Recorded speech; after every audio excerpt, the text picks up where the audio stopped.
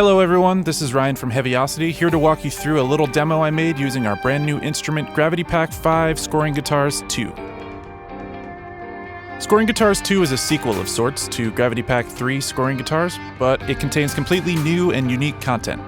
To be honest, the libraries complement each other really well, so if you already own Scoring Guitars, don't hesitate to check out Scoring Guitars 2. Like the other Gravity Packs, it operates in the Gravity engine, but you don't need to own Gravity in order to use it.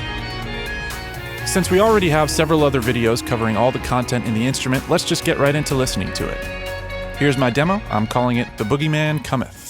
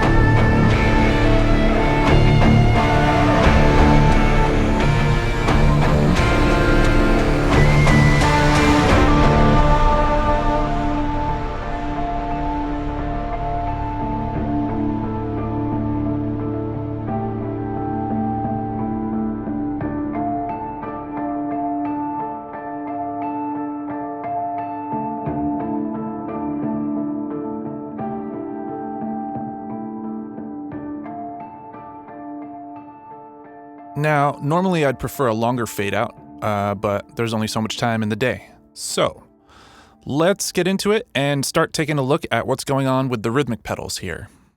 The Rhythmic pedals are live recorded, multi-sampled guitar loops. Mostly rhythmic in nature. They use a variety of articulations and rhythms. They were originally recorded at 100 BPM, but they are tempo synced and will play back at virtually any tempo you like.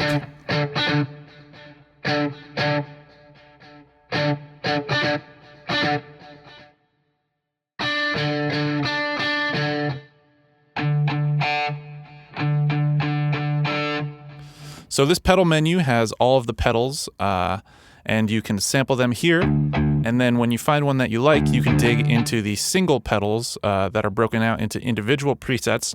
And there you have more finite control over each key and starting points and panning and all that. So I'll show you what I did here with this first sort of motivic pedal.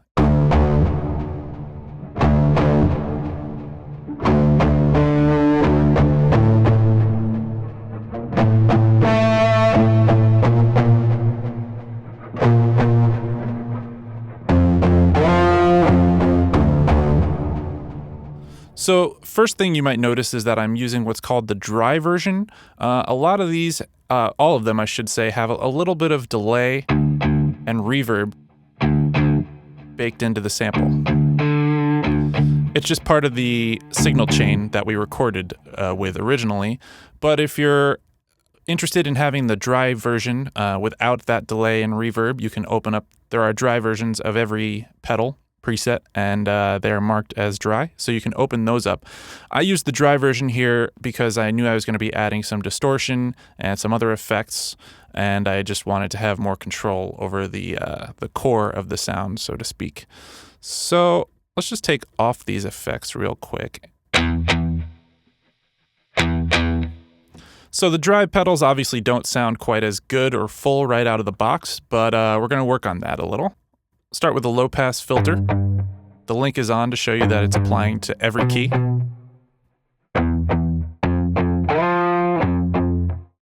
You can apply filters separately. Since these are multi-sampled, you can apply a different filter to the sample on each key, which is nice, which I make use of later, which I'll show you. Then I add a master EQ. Bring out some of the highs, take out some of that mid-range chunkiness. Distortion, of course.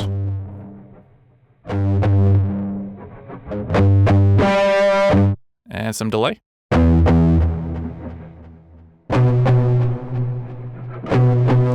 And a little verb to space it out. And then you'll notice I'm using different starting points for the pedal on different keys. The A is offset to that, as is the F here. So that's how I kind of crafted a rhythm outside of your average 4/4 by simply adjusting the start point on a few of these samples. And then later, I bring in the upper octave.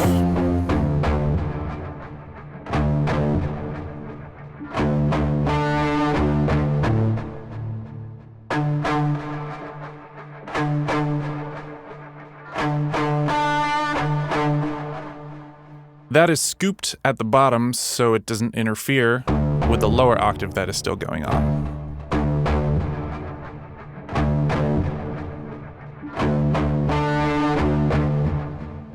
The next pedal to come in is this sort of low, delayed out, chunky sounding rhythmic pedal. Using a lot of delay here, as you can see. Good amount of punish. There's some nice crunch and compression going on from that. A little bit of distortion. A lot of this sound is achieved by the filter, modulating the cutoff frequency over time in the trigger effects here. And there's also a distortion that has modulating delay, modulating drive, I should say, as well as brightness. So that's how the timbre of that sort of evolves over time. The next pedal to come in is what I call the broken one.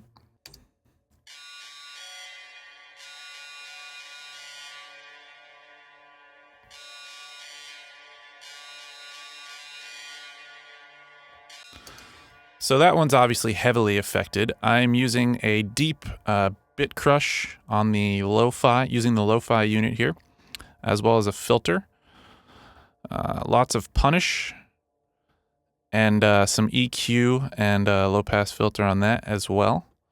And then I also have some post-processing, a gate to eliminate some of the noise, as well as a little extra verb on the channel strip. But here's the original pedal.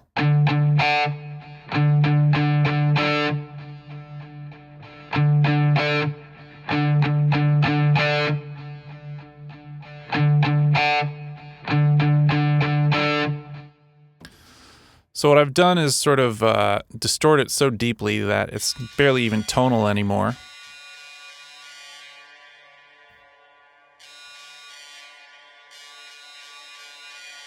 More of a rhythmic kind of spaced out industrial thing. And then later on, I bring in a second sample from the same preset, just playing a different key.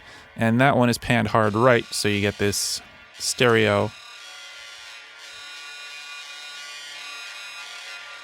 effect. And finally, the last pedal to come in is at this drop, so to speak.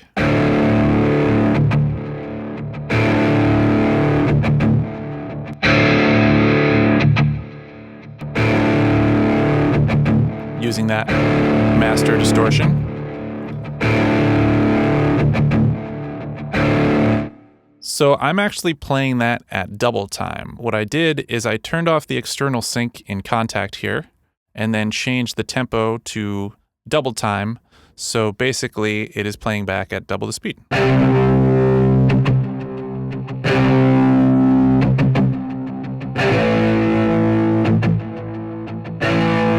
as opposed to.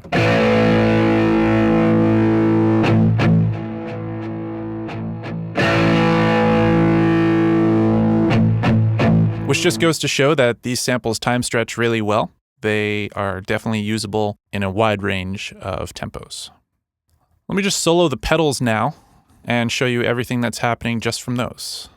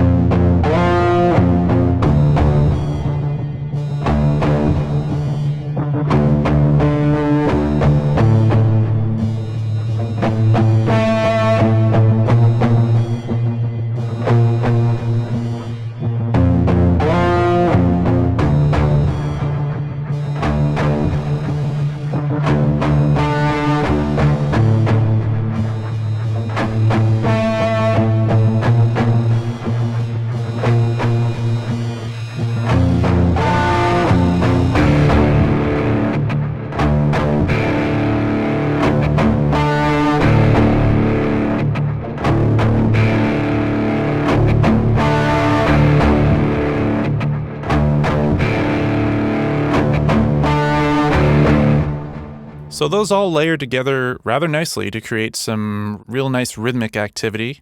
Now let's take a look at some of the melodic stuff that's going on here using the phrase menus.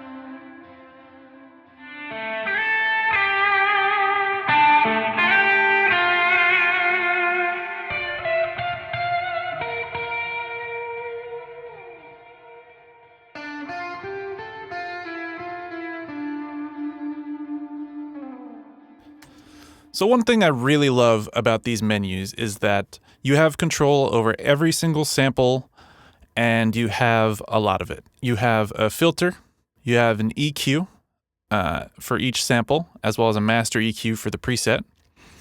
You also have panning, leveling, start time, tuning if you need it, and ADSR. So you can really add a lot of different layers and different kinds of sounds to your composition just from this one preset. So up front, I'm using just some panning. I use that first sample, left heavy, and there's a wide delay kind of bouncing it around.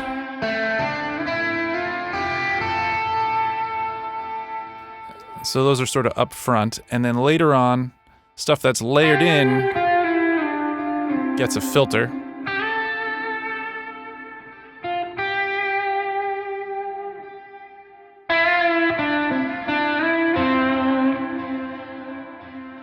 So you can see I use some panning, I use some filtering on some of these. I set the cutoff to different points and resonance depending on how it fits into the mix at that point in time, which is really nice. I also do some sample offset here to catch different parts of the phrases that I really want to use. So you see I bumped up the start time, the full phrase.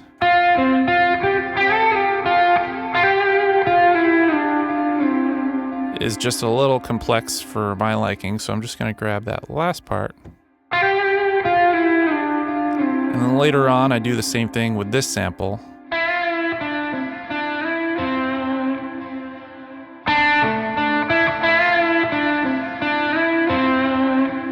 And I'll just grab that nice bend there and start it there. On this next sample, you might notice I turned up the ADSR.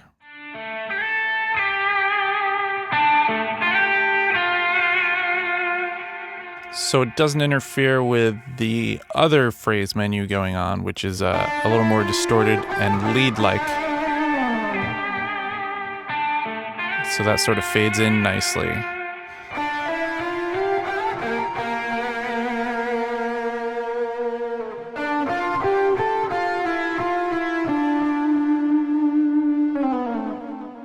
So I used lots of panning and filtering on a per sample basis to get everything to sort of fit together the way I want it to. And then these last few phrases in this distorted menu, just some light left to right panning.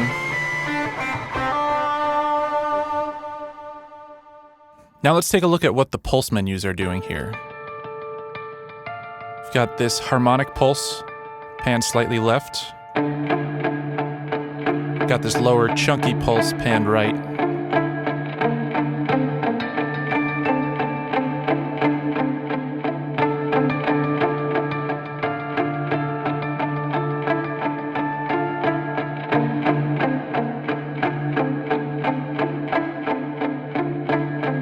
One pulse is using a low-pass filter, the other is using a high-pass.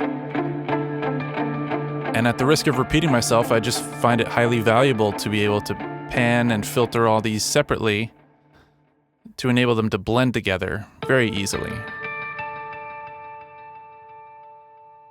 So there's some delay here as well as distortion on the master.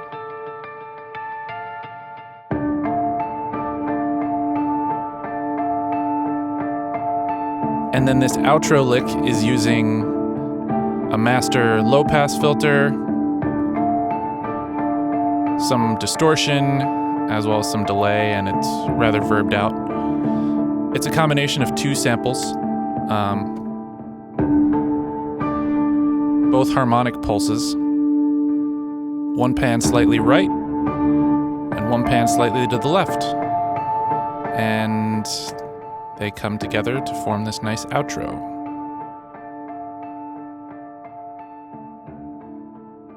Now let's take a look at some of the more background ambient type stuff going on here.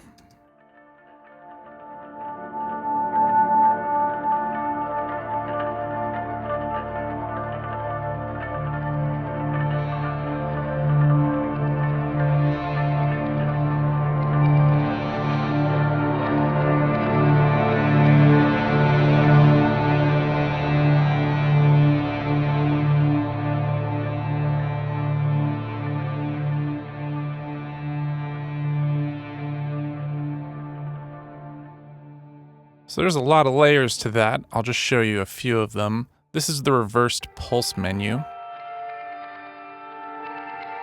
And I'm just sort of key mashing here, as you can hear. Or at least that's how it started, and then I kind of edited it all to come together in somewhat cohesive fashion. Then you have this G minor drone menu, which gives you this sort of rattling ambience off the bat.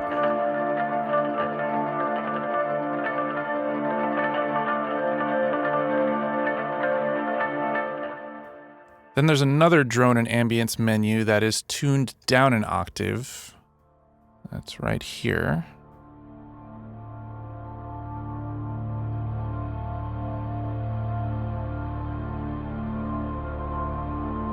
Use the tuning key to bring it down from this D to that D.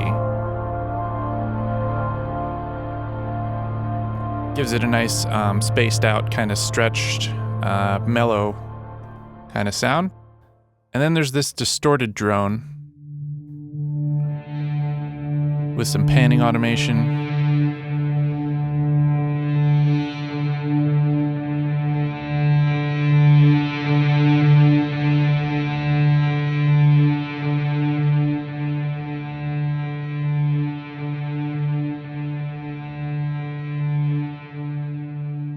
I also bring that distortion in a little bit later to add some edge to the sound.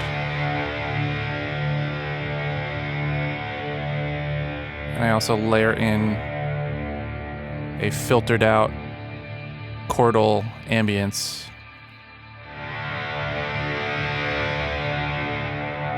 And then outside the realm of scoring guitars, I am using some gravity. This is a riser preset. Later I bring in some stings.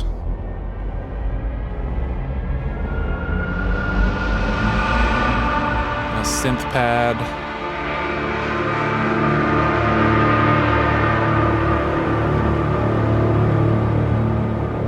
And all this stuff just kind of serves to sweeten, add a little special sauce, so to speak, aid these transitions. Then I bring in some hits later. Of course, the hit designer is great for customizing whatever hits you need. This is a sub fed into a delay. Ride that synth. Then I bring in a little violin section from Novo. Just wanted to add a little top end. And sweeten with some more stings. And then we get into a very hit-heavy section.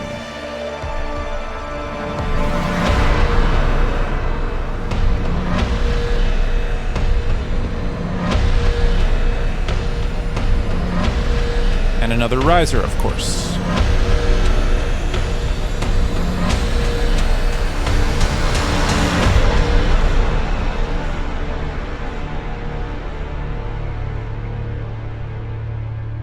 And that's all I have time for today. If you're interested in purchasing scoring guitars or seeing more tutorials and hearing more demos, please visit Heavyocity.com.